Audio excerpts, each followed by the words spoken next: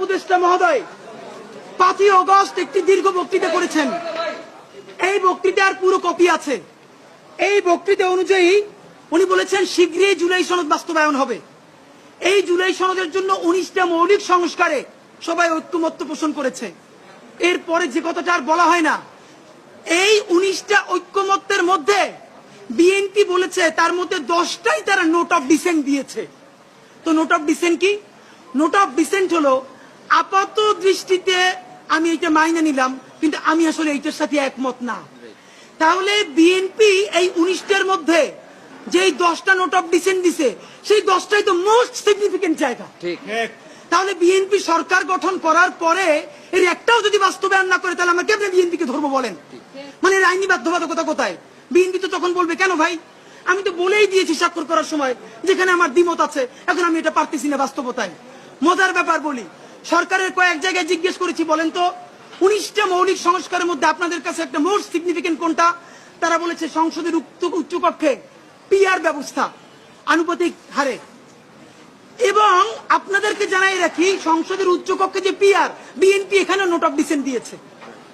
যে সংসদের উচ্চকক্ষে বিএনপি যে নোট অফ ডিসেন্ট দিয়েছে, এটাও যদি সে বাস্তবায়ন না করে, তাহলে আমরা মানে আপনি ভাবেন আমরা কি কারণে, ঠিক কোন কারণে আমরা এখন এই কথাগুলোকে বিশ্বাস করব? রাজনৈতিক দলগুলোকে তারা ইন্টারিম থাকা অবস্থায় আমাদের চোখের সামনে 47কে নাই করে দিল, পিলখানাকে নাই করে দিল, শাপলাকে নাই করে দিল, নিরাপদ সড়ক আন্দোলনকে নাই করে দিল, বিচারিক হত্যাকাণ্ডের কথা তারা বললো না।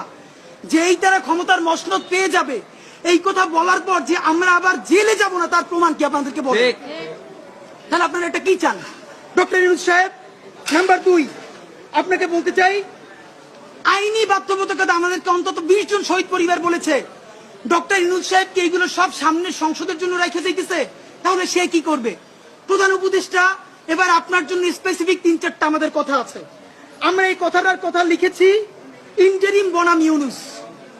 এখন যে কথাটা আপনাদেরকে বলবো, এই কথাটা আমরা প্রচুর হোমওয়ার্ক করে বিভিন্ন গণমানুষের সাথে, রিক্সাওয়ালা, ভ্যানওয়ালা, সবজিওয়ালা, পেশাজীবী, বিশ্ববিদ্যালয়ের শিক্ষক থেকে শুরু করে অনেকের সাথে কথা বলে আমরা এই কথাটা বলবার চেষ্টা করেছি।